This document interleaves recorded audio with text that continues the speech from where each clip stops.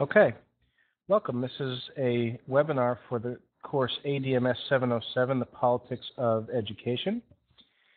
And tonight we're fortunate to be joined by Dr. Pam Moran, who's the Superintendent of Albemarle County Public Schools. And I've asked Dr. Moran to join us to talk about the role of the superintendent. As a little background, we've been exploring issues of power in education, and we've looked at the role of the federal government, the role of states. Last week, 2 weeks ago, we explored a little bit about the role of the school boards, and this week we're looking at the superintendency. And so before we get into that a little operational details here. Anybody that wants to talk at any point can, by grabbing the microphone, to do that. Either hold down the talk button right above the chat space, hold it down with your mouse, or you can even just hold down the control key, and that will let your mic work. Also, if you want to ask any questions, feel free to use the chat area for that, and I'll monitor that space. And you should all feel free to have conversation in that chat space as well.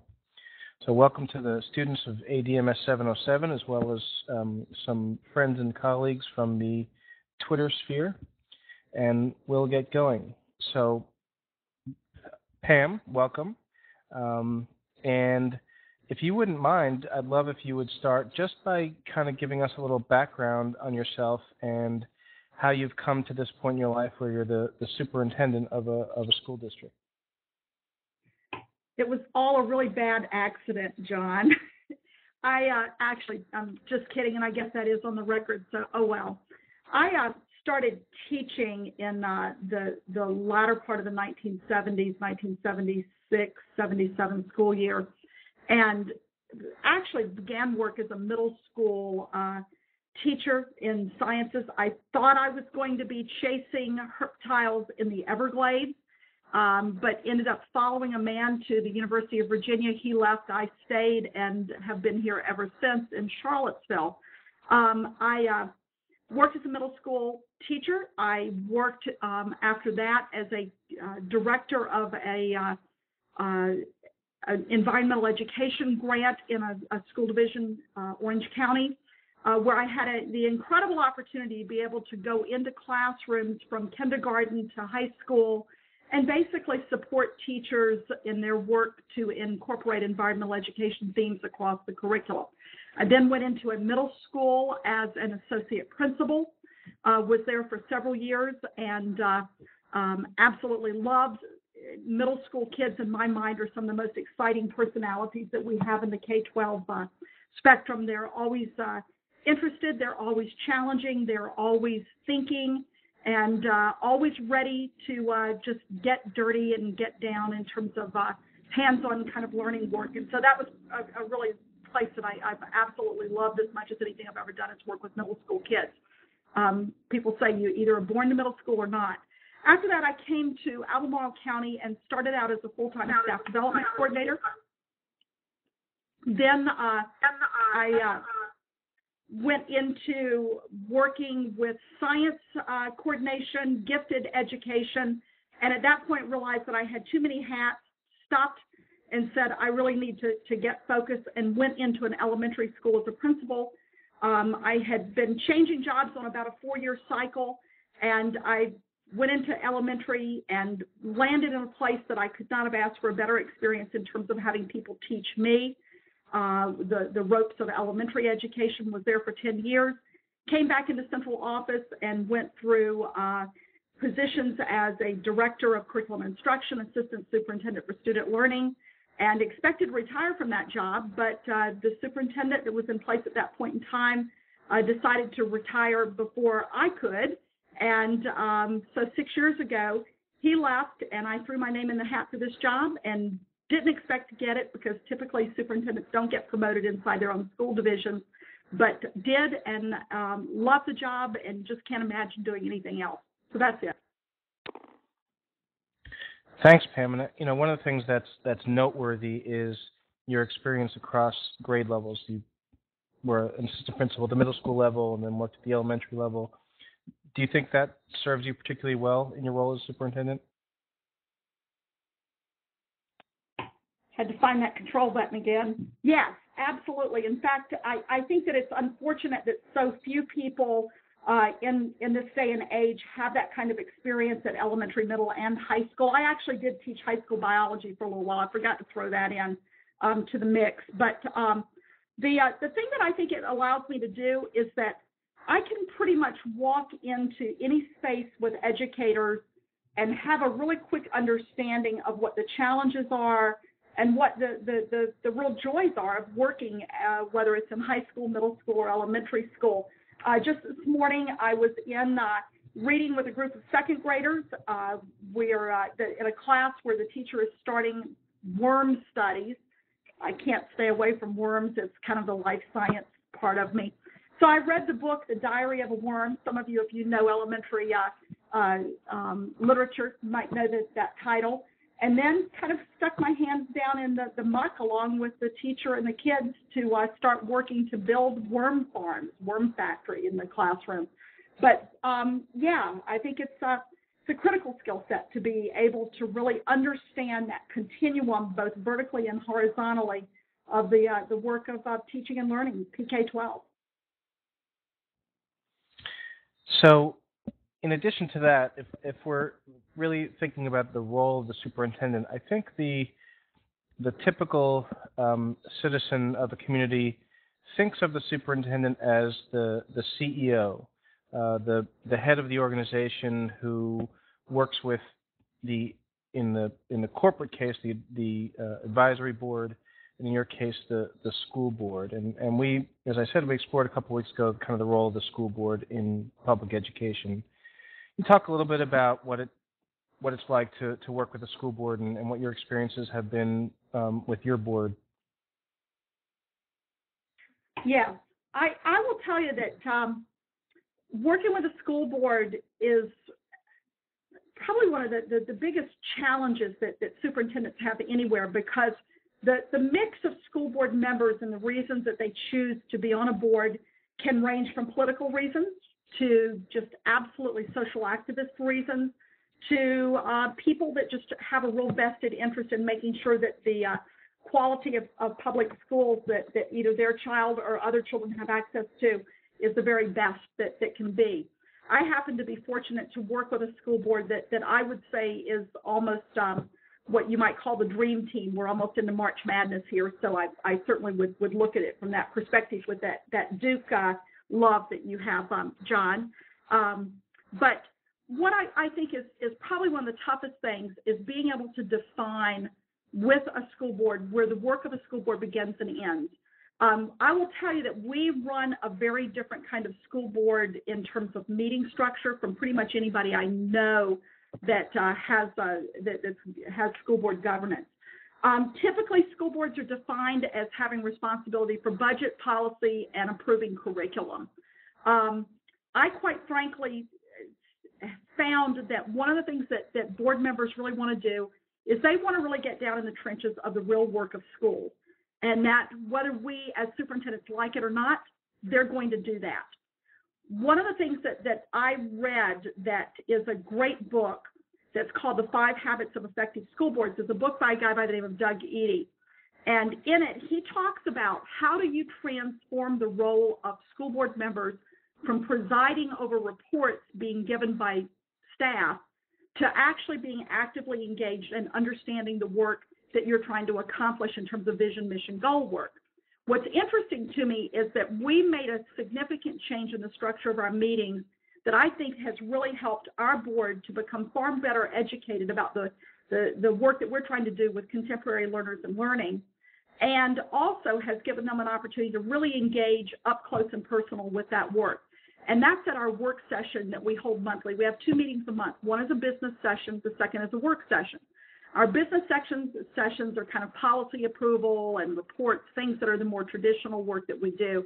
How do we do on AYP? That kind of thing that we all love. But our work sessions are really different. In our work sessions, what we try to do is to identify stakeholders that we can bring in and put around tables with our school board so that they can engage and interact with whether it's teachers, students, community members, parents, principals, whoever kind of fits the bill in terms of a particular topic. We've done that with math. We wanted our board to really understand when we talked about a math curriculum that was standards-based but conceptually driven. We brought in teachers, kids, parents, and principals, and had them basically work with our board around what a really top-notch math curriculum looks like as it plays out in the classroom with kids. Our board members will break up. They will go out into breakout groups, almost like focus groups on those sessions, and sit down, talk, listen, and become educated about topics that are really critical to us. That's a very different model. They get what they need, which is to feel like that they are engaged, and I get what I need, which is a board that is highly educated about the work of the school division. So how does that model come into play? Is that something that you have kind of negotiated with them over time? Yes, actually, what I think probably was I'm not a real business as usual kind of superintendent, John, and so one of the things that I really wanted to do when we started out building a relationship, and obviously my relationship as an assistant superintendent with a board, and the board's changed. We've got several new members since I came on line as superintendent, but we started out really negotiating where we wanted to be. And I had led an effort with strategic planning the last year I was in the assistant superintendency that really engaged stakeholders from across the community. We went out and met in focus groups with everybody and anybody from third graders to senior citizens to faith-based representatives from faith-based organizations, and built our vision, mission, and goals that we still, interestingly enough, we believe that it really stands the test of time. When I came on board as superintendent, one of the things that was really important to me that I said to them is that I'm a person who really likes to turn over rocks. You know, it kind of goes back to the days when I was turning over rocks looking for salamanders.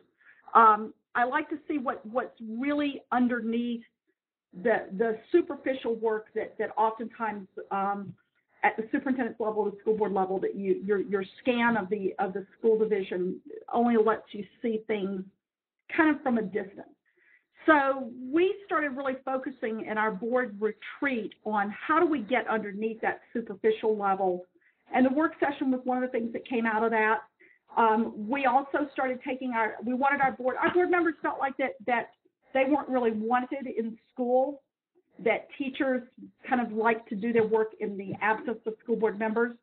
And what I said to them was that was not my experience at all, that actually I think that teachers value feeling like that there are people in their schools who have responsibility for determining their salaries, for determining how they're going to be evaluated, determining what policies are going to govern their work, approving the curriculum they're going to teach.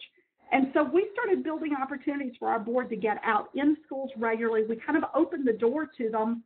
And what we have found is that both our board members like to be out in schools, and our teachers really like that up close and personal time where they feel like I can grab a board member. If there's something I want to share, I can do that. Now, I'll tell you, one of the things that you have to have is, as a superintendent, when you have board members talking directly with teachers without going through you for permission from either side, is a real sense that the power of the position of superintendent is less important than the power of the community to really inform the thinking of everybody up and down the line, from the board to the superintendent to central office staff to principals to teachers.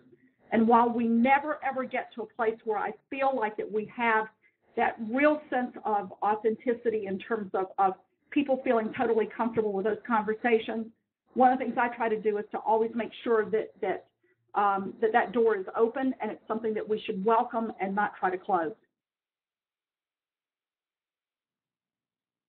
Okay. So on our course site, I pointed our folks to a sort of a monograph that was done based on a study of the superintendency that was conducted through AASA about 10 years ago. And on that site, in that report, they point to what they think the future of the superintendency might look like. So I just want to read you a sentence from there and have you kind of react to that. So they say that the future of the superintendency, and this was again in 2000, they say the future of the superintendency in the 21st century seems to be tied more closely than ever to harmonious working relationships with boards and community groups. Successful superintendents will be those who have excellent communication skills, understand the instructional process, and can work to create functioning coalitions that will ensure the financial and educational survival of the public school system. That's all. So what do you think about that, Pam? They seem to highlight communication skills and building collaborations and coalitions within the community. Would you say those are two of the most important skill sets that a superintendent needs to have these days?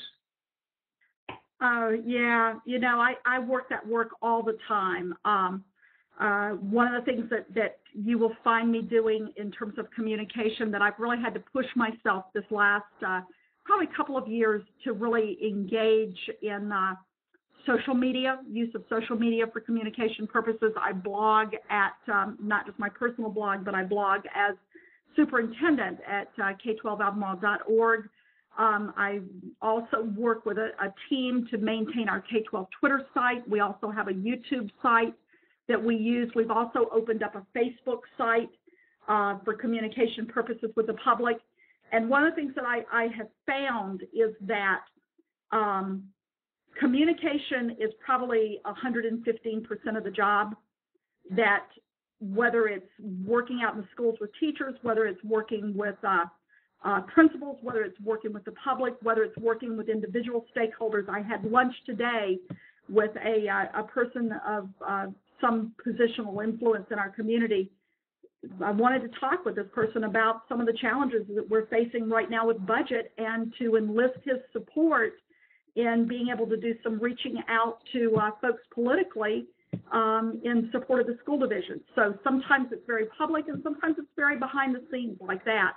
And what I have found is that our Board of Supervisors has become somewhat immune to feedback from the public and things like the public hearing that I was in tonight, that it's getting them out in a more up close and personal way with our schools that I think is going to make a critical difference in them understanding why the quality of the schools here in Albemarle County is directly related to some of their vision, mission, and goals for the community as well.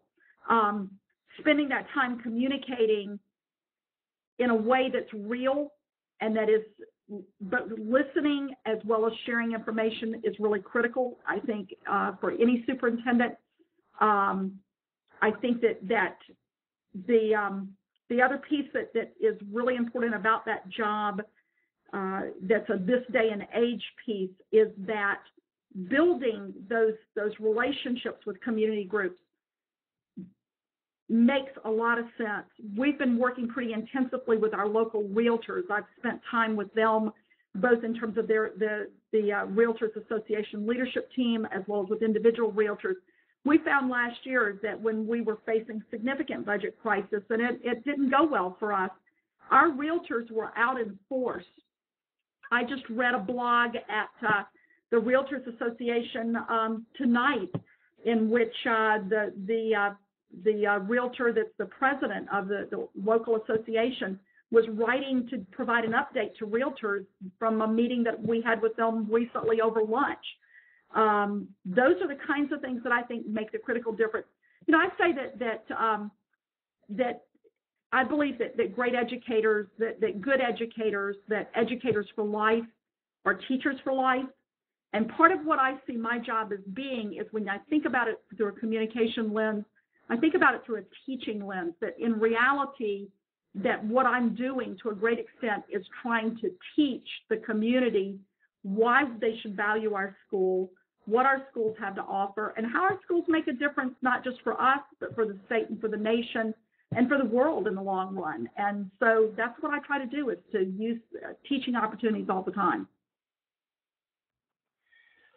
And so Angela asks a very good question in the chat space there. It's about transparency, and you, as much as any superintendent I know, are out there, you're public with your views and your ideas. So talk a little bit about what it's like to be an open and transparent superintendent. Okay, is that after I say that I have a Gloucester T-shirt that I got in Philadelphia last summer? Yes, you've now hooked the entire ed tech community. Right. Well, I will say, John, that Angela's got a great question. I think that transparency is a precious commodity for us, anybody that's working in the public, working in government. One of the things that I think is really important, and I think our budget is a great example of that. I don't think that as transparent as we are and as transparent as we become year after year after year, that we ever reach a place where people feel like that they really have the full picture of everything. I mean, it would take us thousands of pages to probably do that for the public in terms of a transparent budget. But I guess that the thing I think about with transparency is that it's about, for me, it's about authenticity, of being able to talk with people from any walk of life and be able to connect and relate to them the importance of the work that we do in classrooms with kids today. One of the biggest things that I think in terms of transparency that is a kind of an odd way of thinking about transparency, but right now, I think that technology feels like a big secret to the public in general, that the majority of people out there don't have a real sense of why we need the technologies, the new technologies that we're using in school. I hesitate to say need technologies. If Ira's still on there, he'll go, yeah, Pam, even a pencil's technology, so, remember that. But the reality is that when we talk about kids using iPod touches or smartboards or iPads or tablet PCs or I'm just looking around the room at all the things that I've got surrounding me right now, that people don't really understand why we need that in school. They don't understand the relationship of new technologies to learning work. And I think that one of the places where we have to become even more authentic, more transparent, and more educational is why we are changing the game in terms of the learning work that kids are doing and how the technologies that we're using today can support that in ways that transcend anything that we've ever been able to do in history. I've got a young teacher in one of our schools that just this past week had his kids who are second graders using a back channel that's available on the internet, Today's Meet, to connect with kids in Canada, and they were posing questions to each other about their communities. One of the things that I think that our kids learn when they do that is that the United States doesn't just end on the map that they oftentimes see that outlines our country, but perhaps not other countries at that age, that our kids need to be globally connected. I'm not sure that perhaps the general public understands why we would see that as a really important thing for kids to do in this day and age. That's a challenge.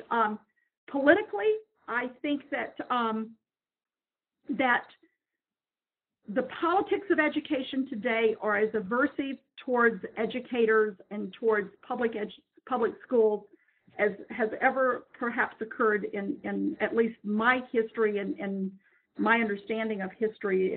People have always seen children getting a good education and having the resources they need as really valued.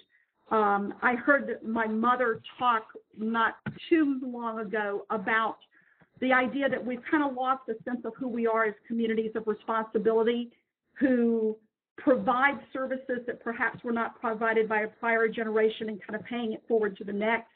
One of the things that I think about the politics of education is that sometimes we're afraid to get out there and just say, you know what, this is what's important, this is why it's important, this is how we need your help, and to disagree with some of the folks that sometimes run over us in this day and age as educators. And so I think that one of the things that we do, if we're politically savvy, is certainly to be honest and forthright and truthful, but to not hold back the things that we value.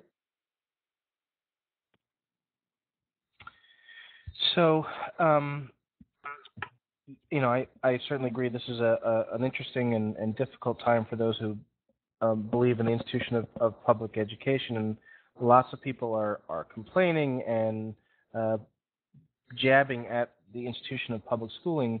But Stephanie raises an important sort of paradox, which is that lots of people are complaining and saying negative things about schools and public schools, but we still have a hard time in a lot of communities getting the sort of community engagement we need around important ideas. And Stephanie's question in the chat space there is about how do you go about engaging your community and getting people to rally and have conversations around important ideas.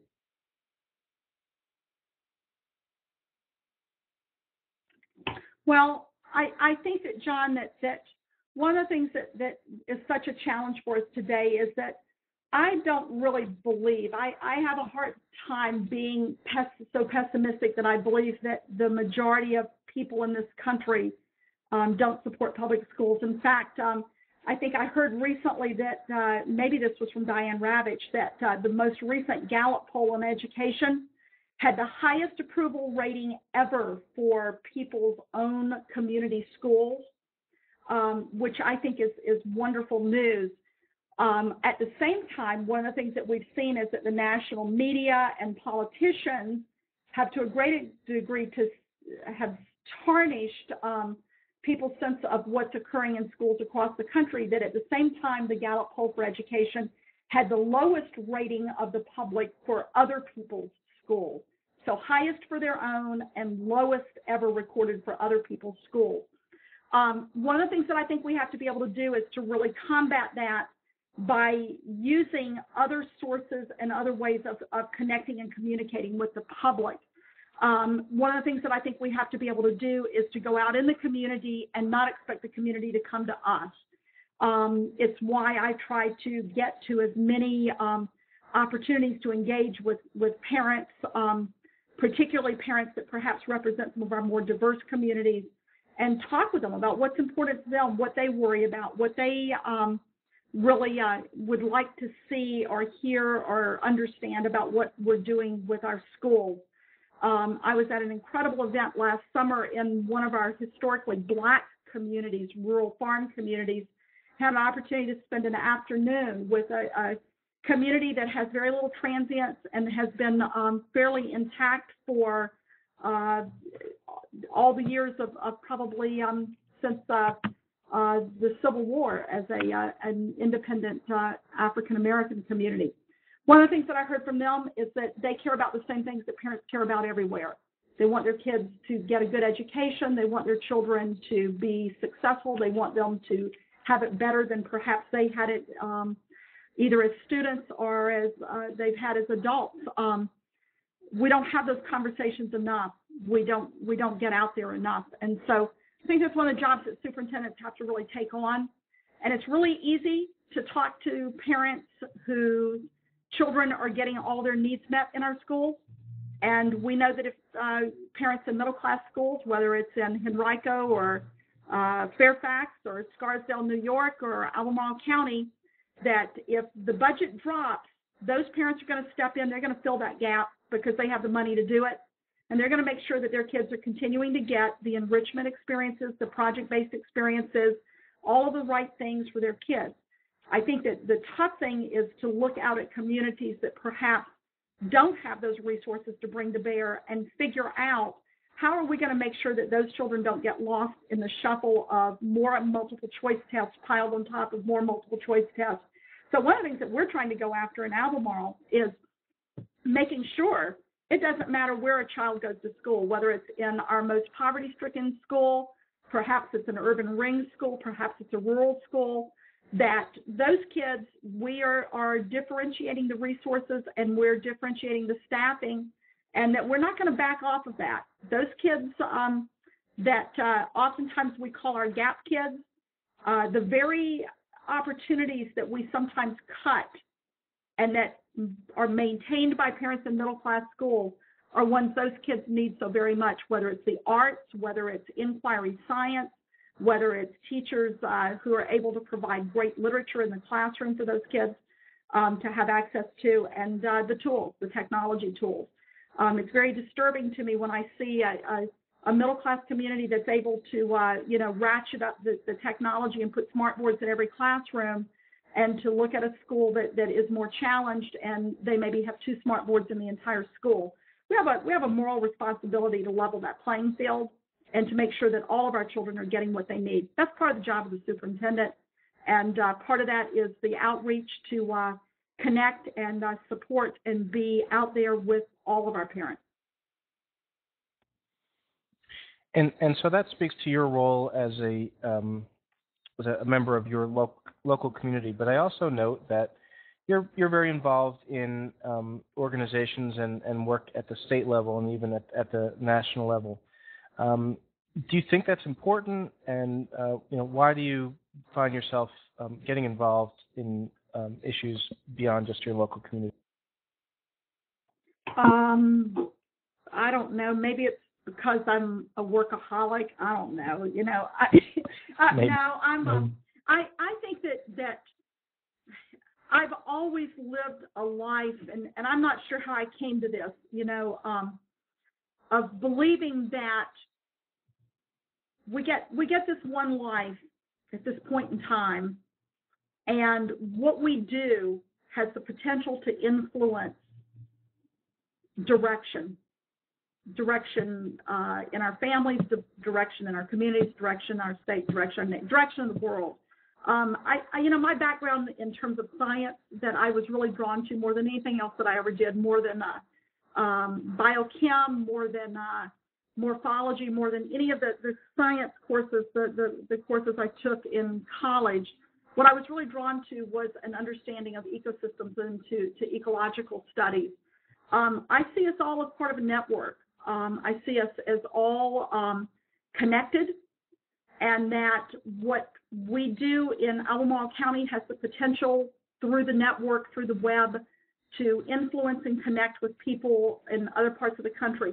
I had somebody say to me one time when I was speaking to a group, I had a teacher come up to me afterwards, and she kind of hung back a little bit, and she came finally, and after people had left, and she said, one of the things that I really feel is, even though I'm in a situation that is very different than the place where you work, and I have a superintendent that's really different than you are, and a principal that's really different than you are, I still am walking away here with a real sense of hope that things can be different.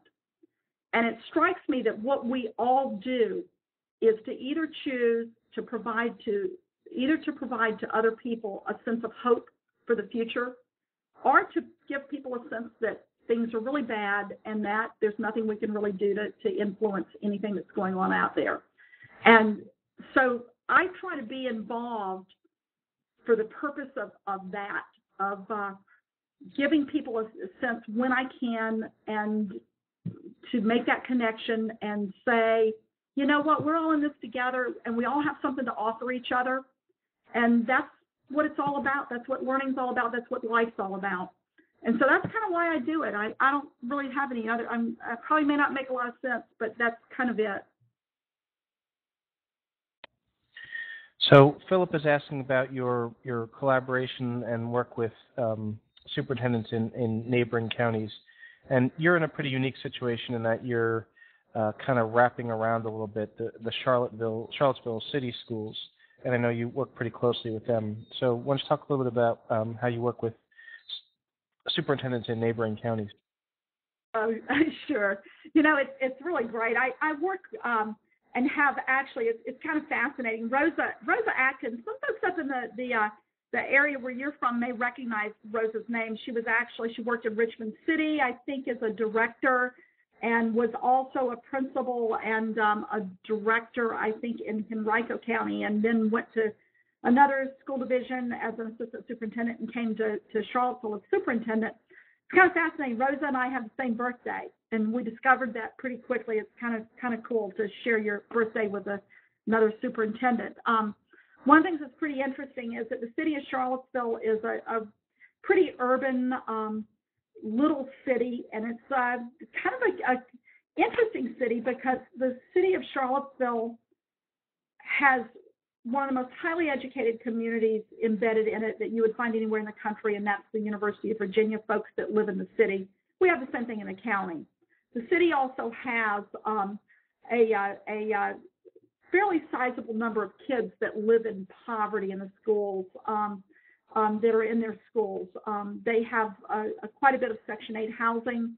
One of the things that's kind of fascinating is that the city of Charlottesville was one of the massive resistance school divisions in Virginia, and schools were closed in the city for a period of time after Brown versus the board finally came to the South.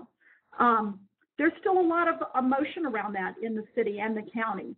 The city's embarked recently on a series of groups to really take on surfacing some of those deep-seated issues.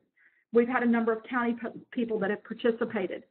Rosa and I also are faced with something that's pretty unenviable, and that is that the city and the county have a revenue sharing agreement which sends a sizable chunk of money every year from the county to the city, which means that she gets access to what I laughingly call my money. I every now and then threaten to see if I can just put some things on her visa on behalf of the county.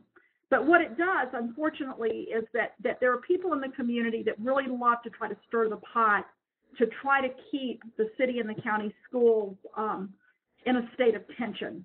And it happens at the media level. It happens with different community members that do that. Rose and I work really hard to represent a united front, that we're in it for all of our kids. We have kids that move back and forth across our boundaries all the time. We have services that we both have to provide.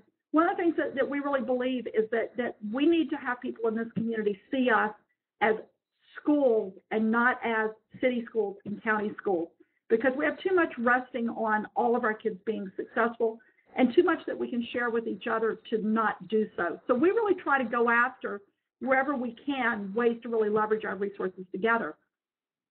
One of the things that's really interesting about Albemarle is that Albemarle is the biggest district in Central Virginia. We've got 13,000 students. I think probably the next largest school district that's right around us may have 3,000. So we're kind of, when the superintendents get together from this area, Albemarle is always kind of the elephant in the room.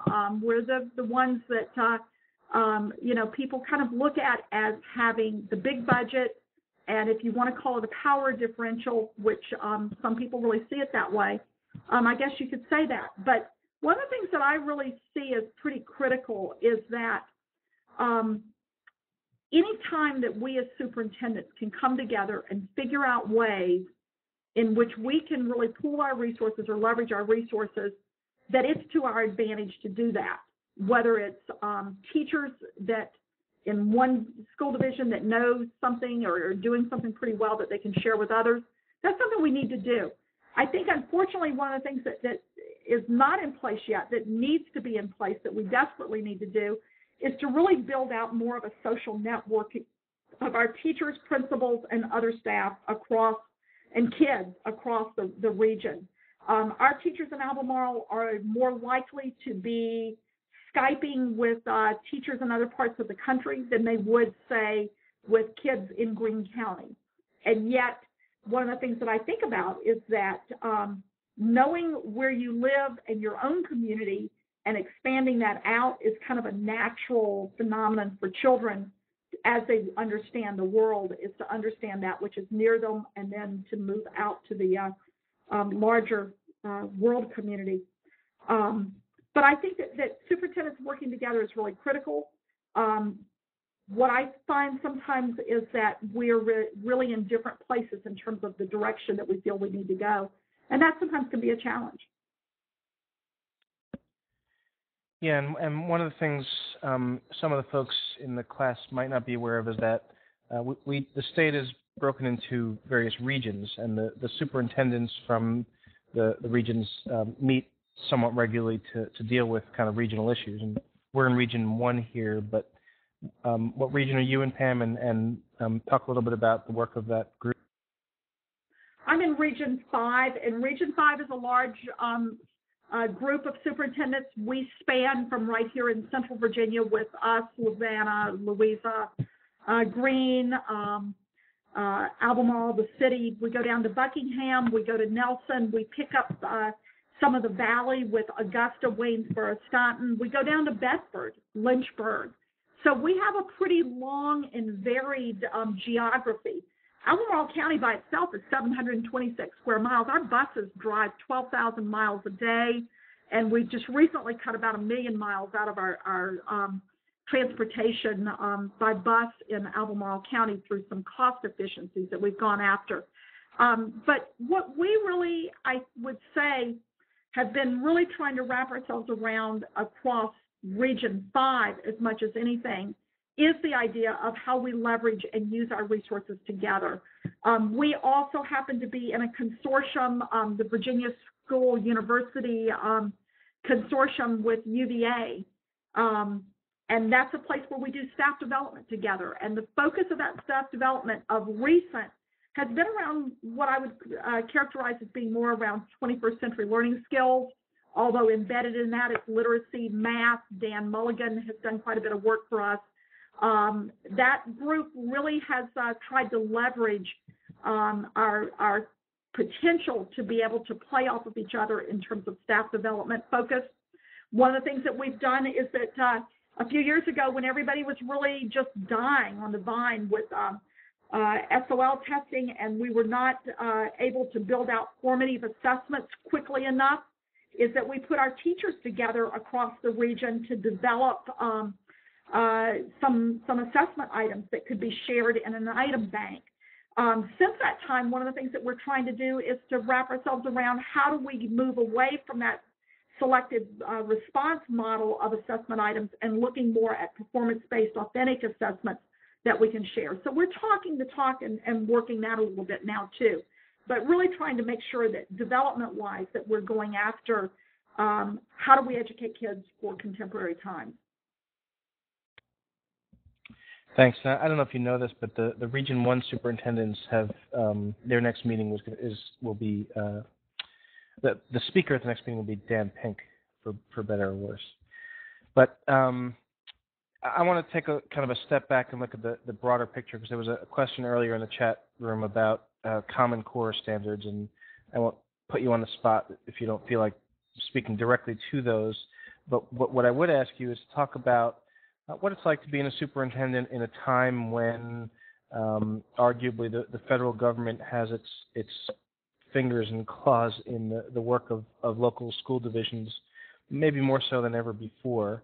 And at a time when, and you've been fairly outspoken against some of the policies that are being pushed from the federal level and therefore the state level.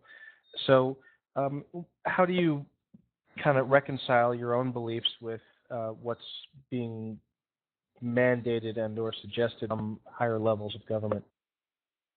Well, I grew up in South Carolina, and, it's a states' right kind of place, so I tend to look at the world through the lens of local control as much as anything. I'm not a fan of government long reach into our schools today.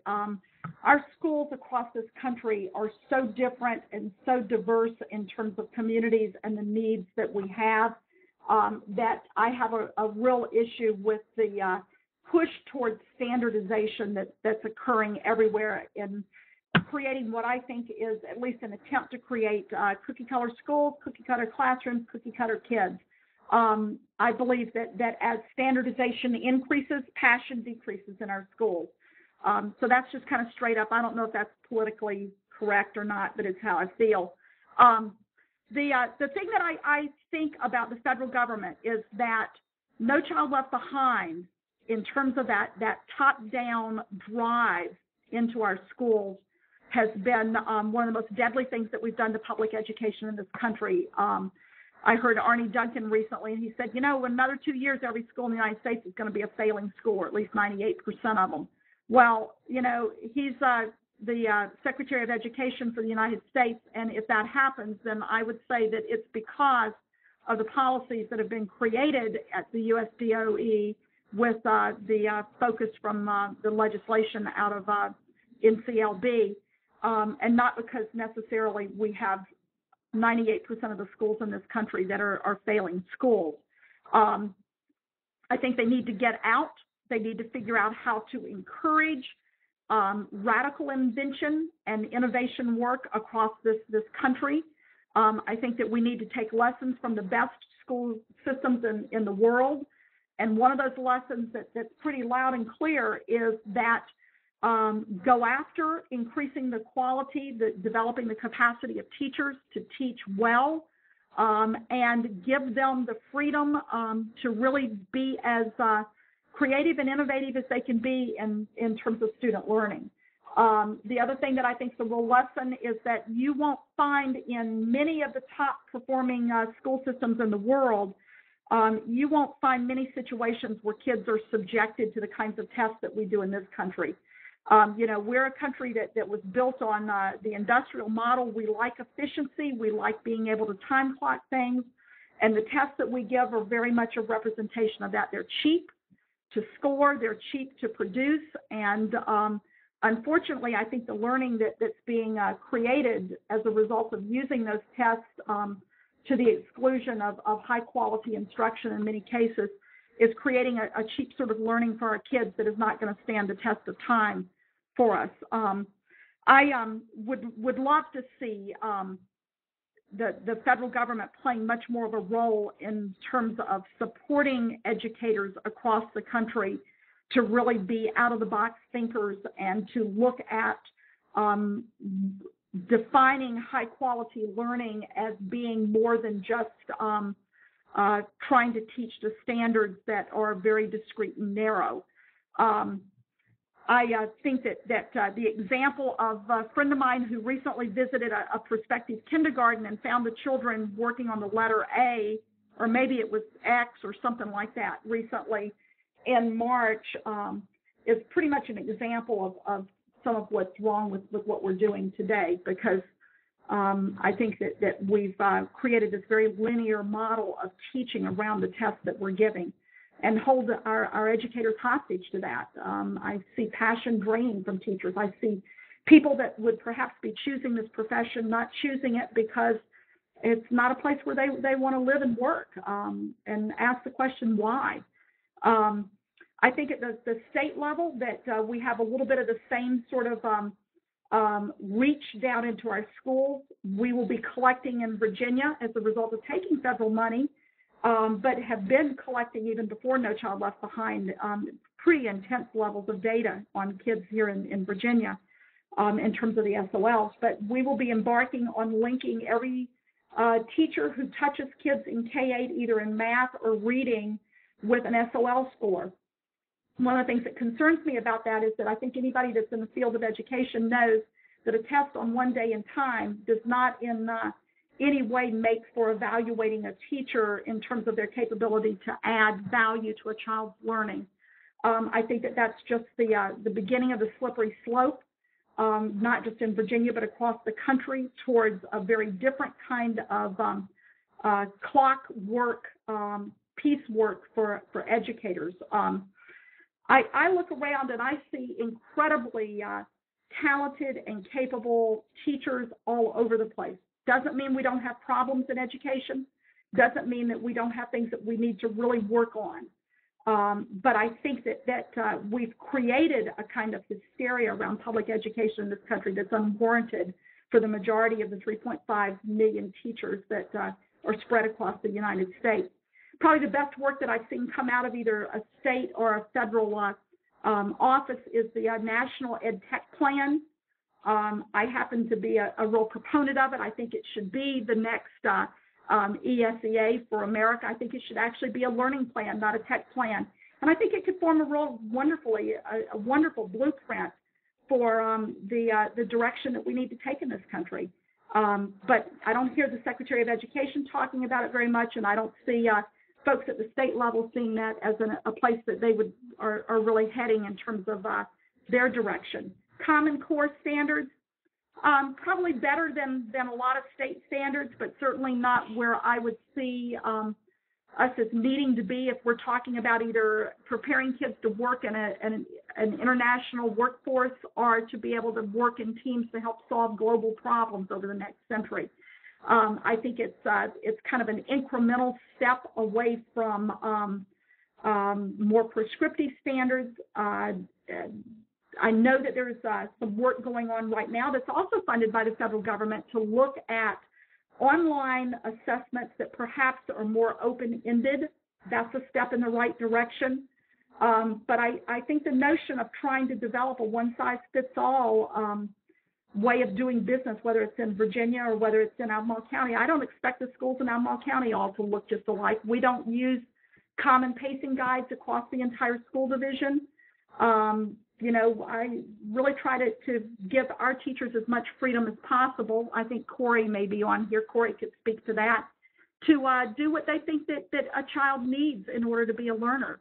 That's what I want. I want teachers that use professional judgment, and I want teachers that use great professional judgment and that have the skills and knowledge to know how to work with children to help them get to the next level of learning. I think the more we recipe it, the less that we get that professional judgment that we need. Boy, John, I've talked way too much. No, it's been great. And Paul's asking some questions, and I just want to kind of add a little bit to it, because this coming Monday, one of our doctoral students will be defending a dissertation he did on how superintendents spend their time, and you may or may not have responded to his survey, but and his work isn't new; it's been done before, but he wanted kind of a current take on it. And one of the things that he found that's not new, but that is noteworthy, is how little time superintendents spend on issues of instruction. And so Paul's asking questions about how superintendents can be involved in instruction. And so if you could just speak a little bit to how you find the time to involve yourself to position yourself as an instructional leader amongst all the other things you need to do as a superintendent. Wow. I guess that I tend to be a proponent of Bill Glasser's choice theory. And one of the things I always say is that we've got all the time in the world. It's how we choose to use it that determines whether we have enough to do the work we want to do or not enough to do the work we want to do. I had a wonderful mentor as a young teacher who, when I became an administrator for the first time, he said to me, Pam, you're going to have to make choices every day about how you use your time. And he said, I would encourage you to think about that during the day you do people and at night you do paper. Well, the world of computers kind of lets me take my paper with me so that if I have a minute anywhere, I can work on paper while I'm waiting on people. But the thing that I think is probably the most important role that a superintendent plays is that of a model as a learner.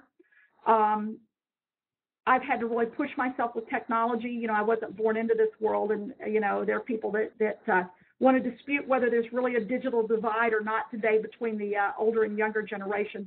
I see lots of teachers who certainly look like me that are using technology in pretty innovative, powerful ways, and I see some young people that are not. So I try to be out there as a learner, but I try to be out there. Maybe that's the most important thing that I would say is I try to be out there. It's really easy as a superintendent to have everything in the world that keeps you seatbelted to the office. And if that's what you choose to do or to allow others to do to you, then you won't be out there in the trenches and you won't be connected with the learning work that teachers are trying to accomplish on a day-by-day basis. I try to do it all, and maybe that's not a good thing, but I have also tried to put in place a team that brings different skill sets to the table, that if I didn't have a person that really is able to attend to the details of budget, then I would probably have to spend more time there and less time out in school talking and working with teacher educators. If I didn't have a person that I could trust to make sure that discipline issues that come to the central office are appropriately handled, I would probably, again, need to work differently. Now, I get my hands in all of that. I was in a discipline hearing last night. I've been taking apart some budget issues today, but I also was in a classroom reading with second graders this morning. And last night I was sending a drama troupe from Albemarle High School at 8 o'clock at night for a night-long drive to Atlanta, Georgia to compete in a national drama competition. One of the things that you do is you decide what your priorities are, and that's what I have to do every day with everything that lands on my desk. And where I can make sure that I am delegating things out to people, I do that. I know that there are people in the office that work with me that do it better than I do, and so I want to make sure that I'm always advantaging the work of the organization by making sure that the people that do the work well have that chance. to take it and run with it, and for me not to close it down or micromanage it. I do have to tell you, I probably do have a little bit more of a micromanaging gene from my mother than I really need. But I like to know what's going on. I like to be in classrooms. I like to see what teachers are doing. I like to hear from teachers.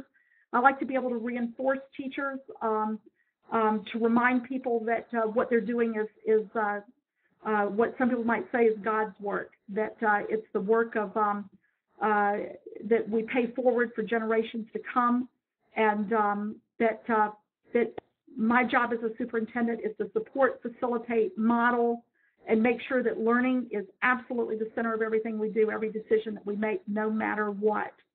And that's what I try to do every day. Great, and I don't know if you saw, but Dave Doty has joined the conversation here. So you have a fellow superintendent in the room now, and we're getting close to 9:30. But you mentioned your team, and that leads me to another question I had, which is, question starts with a statement, which is that one of the things I really admire about you as a superintendent is your ability to find a place within your organization for people who you think add value, even if they don't fit any kind of traditional mold. And there's one of your newer team members that you and I know well fits that description. And Jim Collins writes about getting the right people on the bus, and it seems to me from my perspective, from an hour and a quarter or so east of you, that's pretty important to you. That if there's someone who you think adds value to the lives of the children, then you're going to find a place for that person on your team. Is that an accurate statement? Yeah, it is. And I'm actually going to weave a little bit of a word of civility into this. That one of the things that I believe that helps to model civility of work and life, our life's work with kids, is really building diverse teams.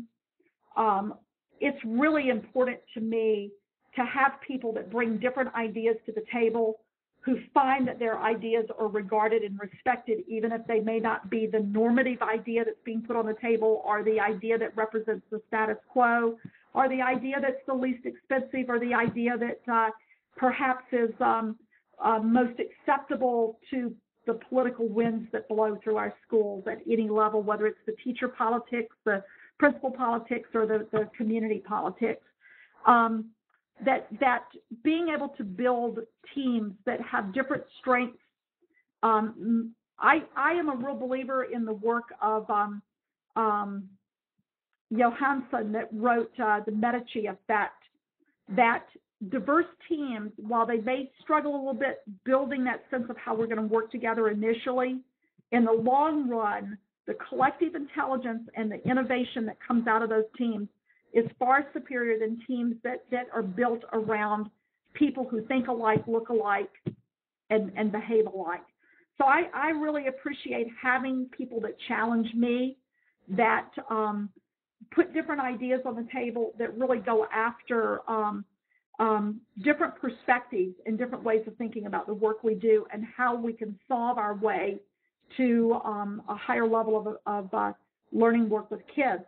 I'm really concerned right now, and I think that one of the things that is an issue for America as it becomes more diverse of ideas and opinions and perspectives, that really worries me is the loss of civility. And I see us as educators as being a group of people who have an opportunity to either model civility as we work together, both agreeing and disagreeing as we move through life, or to model the worst of what we seem to be becoming in terms of at least what's out there in the media. I'd love to turn the mic over to Dave Doty for a second and get him to kind of respond and connect with that. Dave, if you would mind grabbing the microphone, you can either hold down the control key or hold down the talk button above the chat area and hold it down to talk. You want to talk a little bit about how you built, now for the others in the room who don't know, Dave built a school district from scratch, well, sort of, kind of carved a school district out of a larger school district and had an opportunity to build his own team. So, Dave, do you want to talk a little bit about how you view building the team around the superintendent? Sure. Can you hear me okay, John? Hear you great. Okay. Well, thanks for inviting me. I didn't mean to hijack your discussion tonight. I didn't know about this till 20 minutes ago, but greetings to all of your students and greetings to you, Pam. It sounds like a great discussion. I think a lot of Pam. She's helped me a lot just in my couple of years on the job here. I guess in a little over a year that I've known her, and we, I think, have a lot in common in terms of our perspective on leadership in the superintendency. Pam said something really, really important, and I think it is that,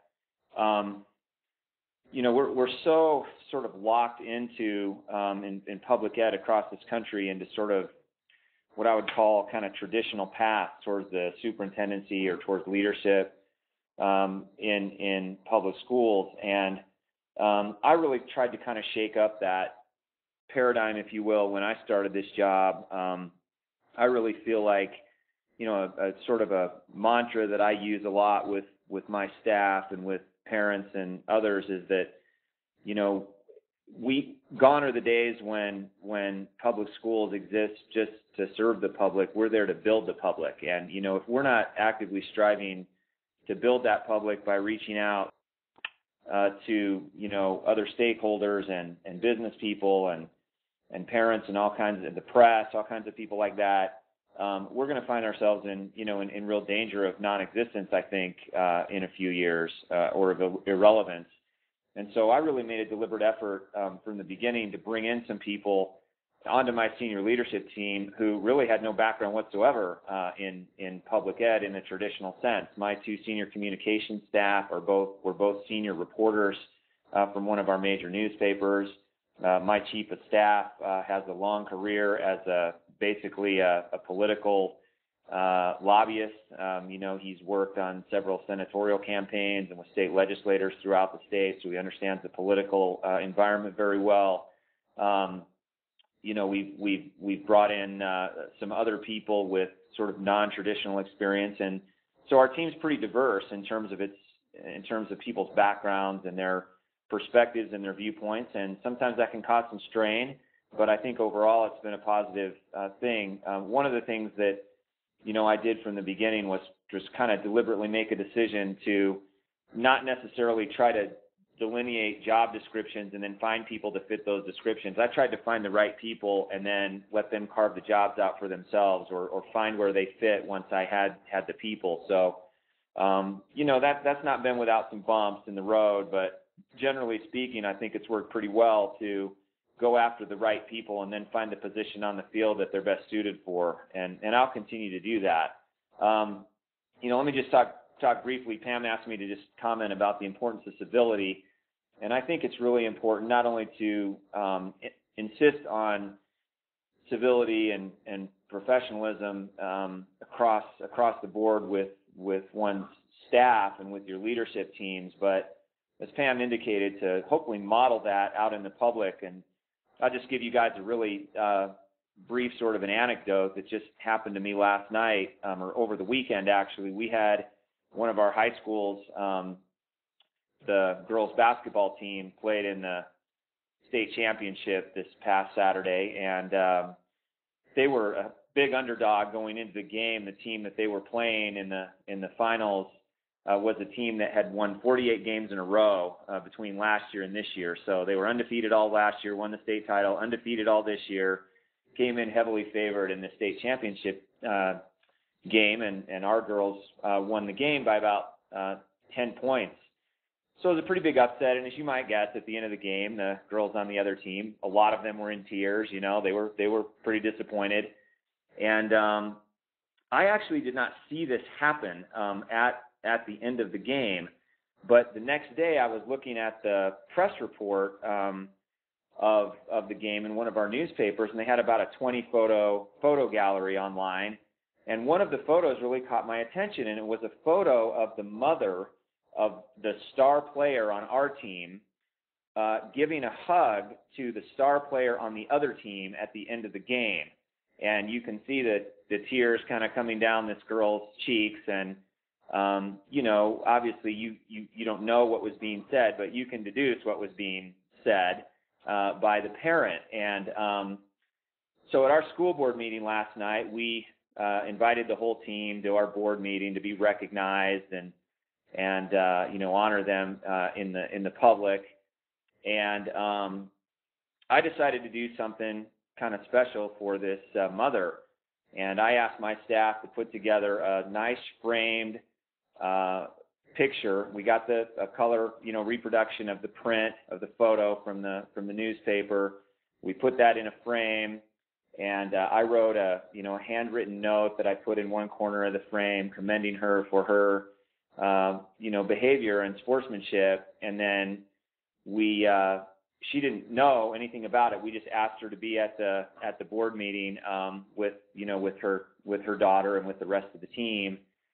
And so I got up and actually told the audience what had happened and how much it meant to me personally, and how important it is to have parents model that kind of civil, empathetic, compassionate behavior in our schools. And then I called her up to hand her this frame, and she was very moved by it.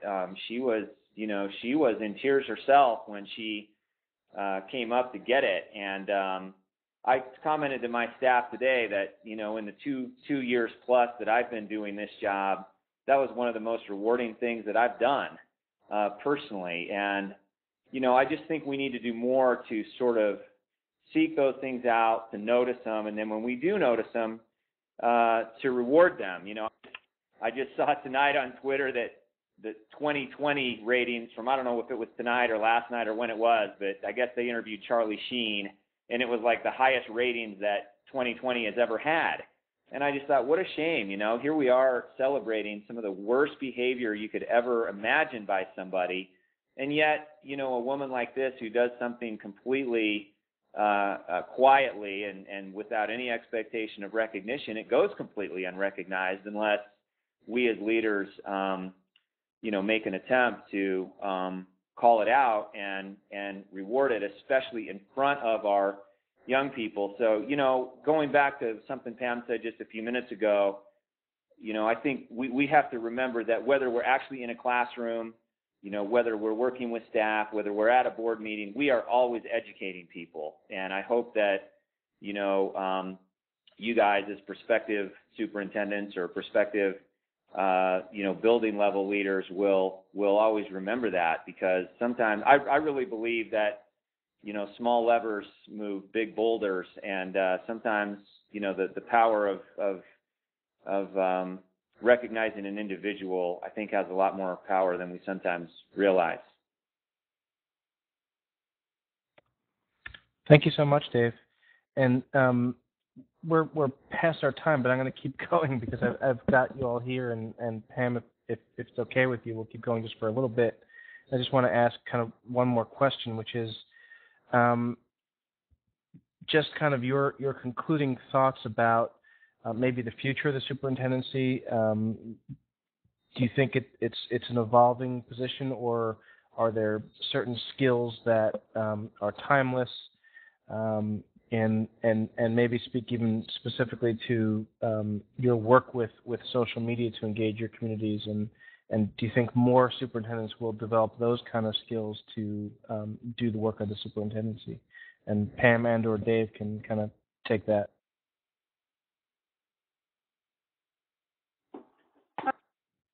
All right, John, let me talk.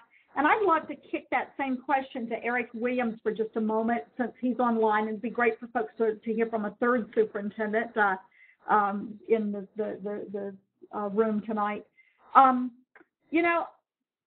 I think that we at some point in the 20th century got lost from the roots of great leadership in education.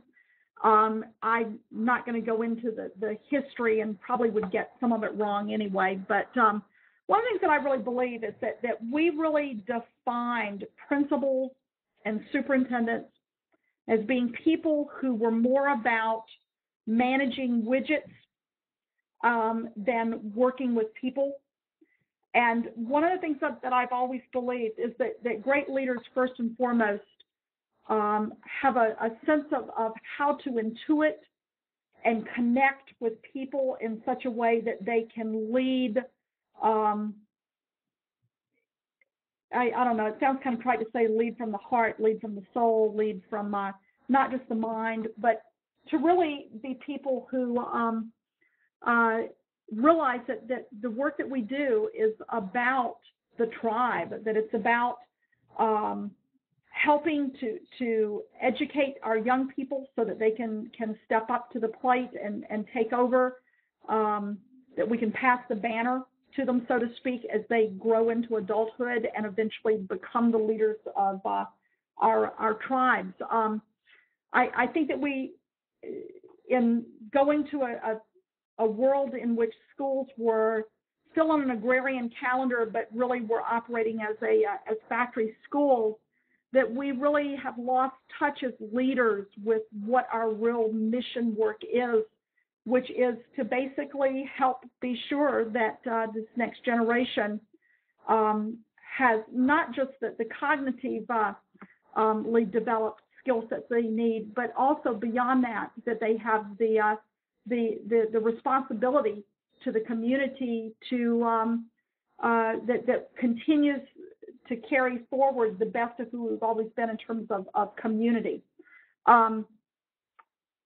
I think that the skill sets of the superintendent today are the skill sets that were probably used by the best tribal leaders 10,000 years ago, 5,000 years ago, 1,000 years ago, and probably 50 years ago.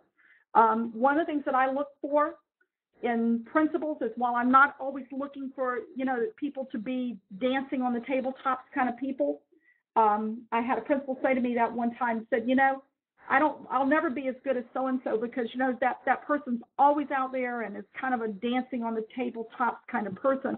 I said, you know what, that's not really necessary in life. In fact, people who dance on the tabletops kind of get tired pretty quickly, and you come to work every day and you really carry that passion forward, but it's a quiet passion. It's a passion that perhaps is maybe a little bit more under the bushel basket than we sometimes need, but that at some level that it's really that passion-based, passion-driven leadership that really, I think, brings people together, that it causes people to feel like that they are part of something that's bigger than who they are as individuals, and that it creates a level of investment in which people, when it's all said and done, it's that sort of that Chinese saying about that the best work of a leader occurs when the work is all over and said and done, and the people will say, we did this ourselves. That's what I think great leadership's about. It's, beyond just the skill sets of managing budget, it's much bigger than that. And so what I look for in leaders that I would hope would succeed me, I've got some young teachers out there that I'm looking at right now and saying, here's a future superintendent. They certainly can manage the work, but more importantly, they can make the connections that will allow them to lead the work, and to, most importantly, to be able to lead people, to connect with people. So that's what I really see it. I'd love Dave, to you hear want you to jump chime in. in? That's okay, John. I probably hijacked your discussion. It sounds like you're kind of running over time. So I agree with everything Pam said, and I'll let you wrap it up. Thanks, though, for letting me chime in a little bit. Okay. If any of the students still in the room want to ask any questions, now would be your time. Otherwise, I am going to wrap it up for now. And please help me thank Pam and Dave for joining us tonight. You can clap if you choose to do so by picking the clapping there while you're raising your hands. But anyway, Pam, thanks so much for joining us tonight. Thank you immensely for all that you've said and done here tonight. We will be moving on, and I hope you'll join us for some of our future webinars. And I will see my students and everyone else kind of in the cyber spaces that we are part of. Thanks, everyone.